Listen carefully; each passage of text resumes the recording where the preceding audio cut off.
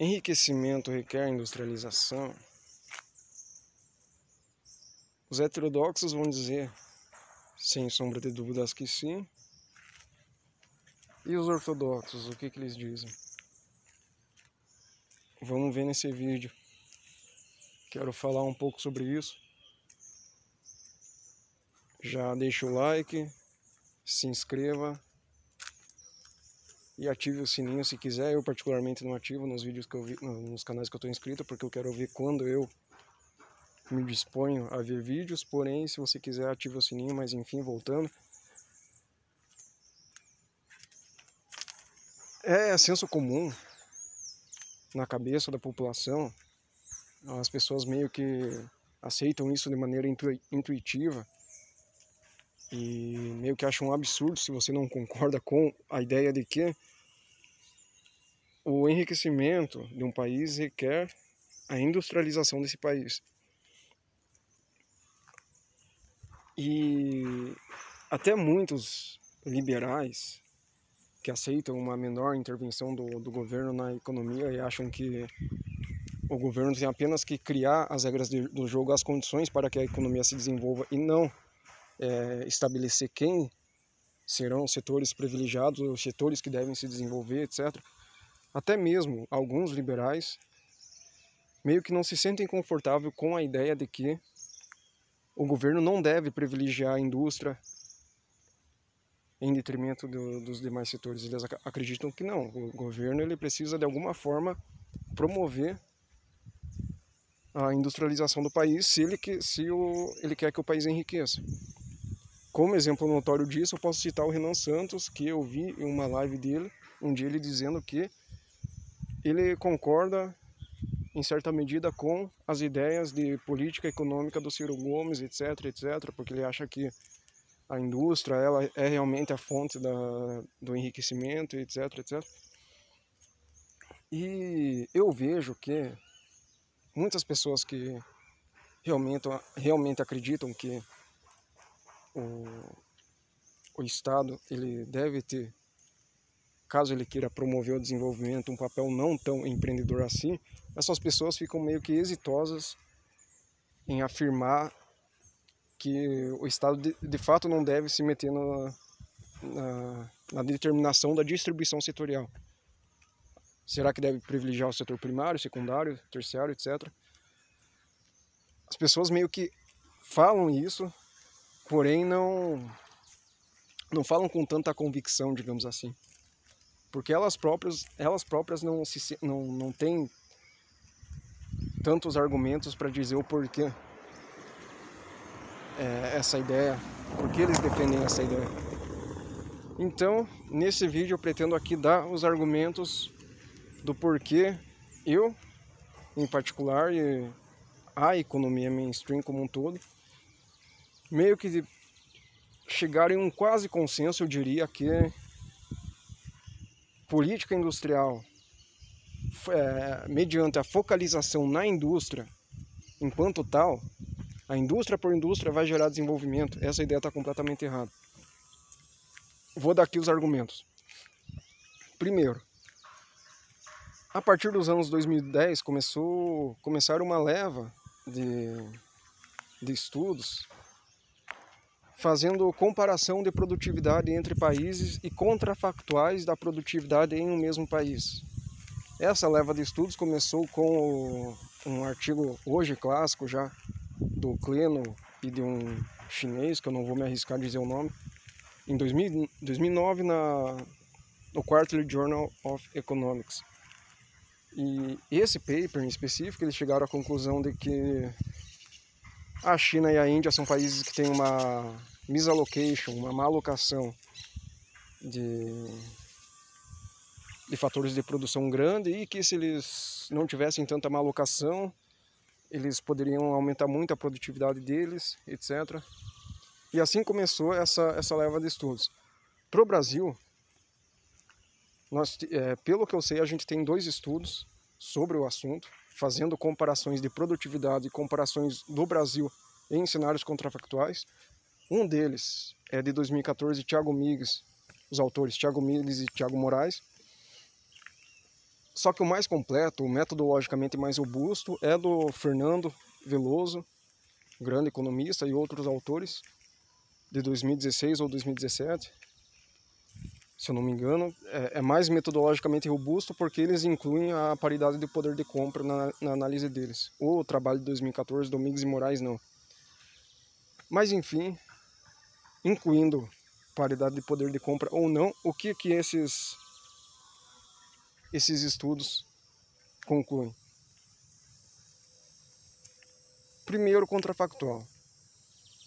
Suponha que os trabalhadores do Brasil se desloquem para aqueles setores em que trabalham os trabalhadores dos países desenvolvidos. E essa ideia está em justa posição, basicamente, com a ideia heterodoxa do desenvolvimento de um país, que para um país se desenvolver, ele precisa colocar trabalhadores nos setores certos. Então, colocar trabalhadores na indústria para se desenvolver. Isso aumenta a renda do país? Do Brasil, no caso? Resposta, sim. Aumenta. Quanto? Por volta de 1,5. Então, se o Brasil tivesse a mesma composição setorial dos países desenvolvidos, quanto que a nossa renda aumentaria? 1,5. Ou seja, pega a renda do Brasil, multiplica por 3, divide por 2. Basicamente, em média, obviamente, estou jogando alto aqui, se vocês quiserem ver mais minuciosamente, leiam o paper, vai estar aqui nas referências, na descrição do vídeo. Esse é o contrafactual 1. Agora, contrafactual 2. Não modifica a composição setorial dos trabalhadores brasileiros. Só faz o seguinte: pega a produtividade de cada setor brasileiro e iguala a produtividade dos setores dos países desenvolvidos. Conclusão: quanto que aumenta a renda média da população brasileira? De 3 a 5. 3, 4, no caso dos Estados Unidos, mais de 5. Muito maior que 1,5 no primeiro contrafactual. Esse é um estudo completinho feito por Fernando Veloso e outros autores para o caso do Brasil. Então não é que política industrial, com certeza, deslocamento de trabalhadores para a indústria, com certeza não aumenta a renda do país. Pode até ser que aumente, aumenta, inclusive é o que os estudos mostram. Quais os canais que isso acontece? Pode haver vários, podem haver economias externas, sinergias entre indústrias, enfim, são vários os meios, os canais pelos quais isso pode acontecer. Acontece o seguinte: os resultados detrimentais, prejudiciais para um país decorrentes de política industrial, historicamente no Brasil, são muito maiores do que os resultados benéficos. E aqui eu já vou puxar outro paper, um clássico já que foi difundido bastante no debate econômico popular no Brasil pelo Marcos Ribot, que é um paper que está num livro do João Manuel Pinho e outros autores. O paper é do Barbosa Filho e Corrêa, que mostra que a produtividade das indústrias brasileiras, aliás, existem muitas indústrias brasileiras que têm uma produtividade muito pequena. Muito mais, a porcentagem dessas chamadas firmas zumbis, firmas que só sobrevivem por algum motivo que não os motivos, não alocações de mercado puramente falando. Deve ter certamente distorções acontecem para que essas empresas zumbis, essas firmas zumbis permaneçam. O Brasil tem muito mais dessas indústrias comparado com China, Índia, Estados Unidos, pega vários países em desenvolvimento e desenvolvidos. Então há uma questão grave de misallocation no Brasil. Essa é a questão central da produtividade no Brasil. Então, se a gente quer endereçar a questão do aumento da renda, a gente precisa endereçar a questão da produtividade, não a questão do deslocamento de trabalhadores entre setores. Porque provavelmente, inclusive, um dos motivos que fizeram a gente ter essa esse percentual de firmas com produtividade extremamente baixa foi justamente tentativas de se fazer políticas industriais, então subsídios do BNDES ou isenção de impostos, etc, etc. O Ciro Gomes sempre vem com a ideia de isenção de impostos, e como ele fez, se orgulha de falar como ele fez isenção de impostos para a indústria de, sei lá, de calçados no Ceará. Velho, isenção de imposto não é política. Não é política econômica benéfica necessariamente. Por um lado você dá e por outro você tira, não existe almoço grátis. Então você tem que ver o resultado líquido, o equilíbrio geral. Qual que vai ser o resultado geral? Você está tirando imposto, está tirando receita do governo e está dando para uma indústria. Basicamente isso que você está fazendo. Por que isso é benéfico para a economia? Fazer isso por si, você não tem que olhar, é benéfico porque aumenta o emprego naquele setor, mas isso é óbvio. Agora você tem que ver a quantidade de empregos destruídos nos demais setores. O que se vê e o que não se vê. Frederic Bastiat. E juntando essas ideias, por que no caso do Brasil a gente tem que focar muito mais em aumento da produtividade no mesmo setor do que modificação na composição intersetorial? O Alex da Mata tem um texto no Economia Mainstream chamado Por que os novos desenvolvimentistas estão errados sobre crescimento, também vou deixar linkado aqui, onde ele, pegando a estrutura de simulação dada pelo Banco Mundial, o FMI, agora eu não lembro, mas acho que era Banco Mundial, ele demonstra que o Brasil cresceria muito mais se ele aumentasse a sua produtividade do que se ele aumentasse o seu percentual de capital físico. E esses heterodoxos têm a ideia de que não, vamos aumentar o percentual de investimento para ter capital físico, etc, etc, indústria, coisa pesada, metalurgia, não sei o que, não sei o que. Quando a riqueza de um país, ela está nas pessoas e não nas coisas. Samuel Pessoa fala muito isso. A renda de um país, você tem que pensar o seguinte: tudo aquilo que você vê que tem valor agregado, que tem alto valor agregado no produto, o valor proveniente dos recursos físicos é baixíssimo. A maioria do valor vem justamente da forma como esses recursos vão estar dispostos.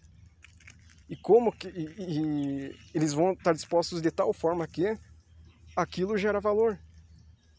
E isso está atrelado, esse produto ele é gerado por uma cadeia produtiva altamente especializada. Então você vai pegar um PhD dos Estados Unidos, inteligentíssimo, que ficou 10 anos, 20 anos estudando, vai colocar ele ali no meio da cadeia da produção, e ele vai entrar naquela cadeia e vai tentar ganhar renda para si, e mediante isso, através da divisão do trabalho, ele vai aumentar a renda da economia. Então você tem que focalizar nas pessoas, capital humano, melhoria institucional para aumentar a produtividade de um país, porque, como os estudos sugerem,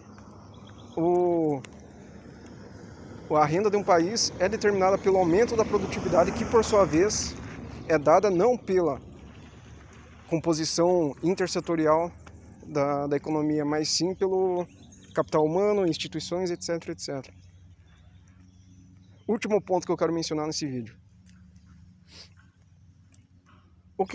A ideia de que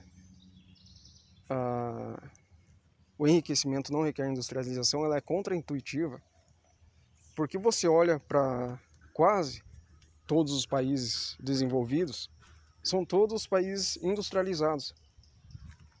Então, como assim? Todos os países, quase todos os países industrializados, desenvolvidos são industrializados, então por que não a indústria não é a causa do enriquecimento? A resposta é a seguinte: não é que a indústria seja a causa do enriquecimento, mas a indústria é, isso sim, o meio pelo qual o enriquecimento acontece. Você não pode confundir causa com meio pelo qual uma coisa acontece. Então eu tentei pensar em alguma analogia do dia a dia das pessoas, eu não consegui pensar em nenhuma. A única analogia que eu pensei foi questão de transmissão. Transmissão de ondas mediante um meio. Então, sei lá, transmissão de ondas de rádio, aqui no planeta Terra elas acontecem através do ar. Porém, a fonte não é o ar. Dizer que a fonte do crescimento é a indústria seria um erro análogo a dizer que a fonte da onda de rádio é o ar, quando na verdade o ar é apenas um meio.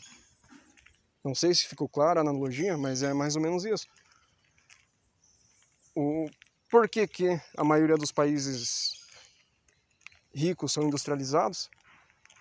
O que explica é a velha teoria das vantagens comparativas. E mais especificamente o modelo de Heck-Cherolin nessa teoria. E aqui eu vou puxar o outro texto do Alex da Mata sobre complexidade econômica, em que ele faz algumas regressõezinhas mostrando que se você adicionar o fator abundância, que assim, o que o modelo do Heck-Cherolin diz? Diz que um país em geral vai comercializar aqueles bens que são intensivos naqueles fatores de produção abundantes no país. O Alex, ele pegou essa ideia, colocou em uma regressão simples de MQO e mostrou que se você adicionar isso junto com complexidade, o beta da complexidade se torna estatisticamente não diferente de zero.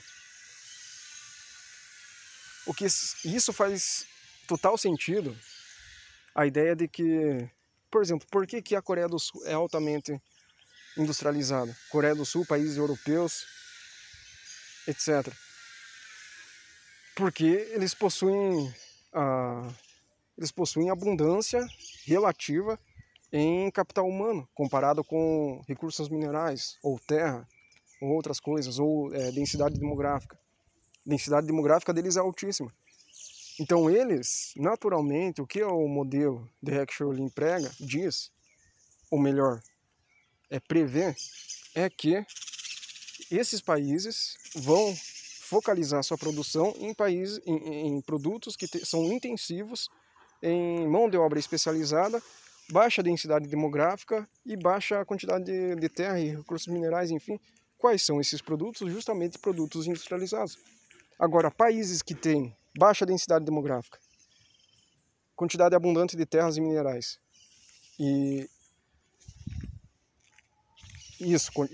enfim, terras disponíveis à vontade, vão se especializar em não necessariamente produtos do setor secundário, talvez produtos do setor primário, como por exemplo a Austrália, Nova Zelândia, Canadá. Esses países são altamente tecnológicos. Tecnologia não é sinônimo de indústria. São coisas diferentes. Uma coisa é você produzir qualquer produto que seja do setor primário, secundário ou terciário com um alto grau de sofisticação tecnológica. Outra coisa é você fazer indústria, manufatura. E outra evidência, um paper que saiu, se eu não me engano, em 2019, mostrando que indústria não é sinônimo de enriquecimento. Um paper do Rafael Frank e do Oded Gaylor, mostrando como a industrialização das províncias francesas ao longo do século XIX foi prejudicial para essas mesmas províncias nesse século XXI de agora. O nome do paper é The Force of Evil. Muito bom paper, metodologia excelente, fazendo todas as devidas identificações e tudo mais. Então, diferente dos papers dos Paulo Galas da vida, que querem relacionar complexidade econômica com renda do país, sem fazer nenhuma tentativa de identificação causal. Enfim, isso é o que eu tinha para falar. Enriquecimento, a mensagem central do vídeo é: enriquecimento requer industrialização? Não necessariamente. Pode até ser que gere um pouquinho, como eu falei. a renda se multiplica em 150%, 1,5%. Mas o grosso da renda, do crescimento na renda de um país vem de outros fatores. E a indústria é muito mais o meio pelo qual o aumento da renda acontece do que a causa do aumento da renda. É isso, falou pessoal, um abraço.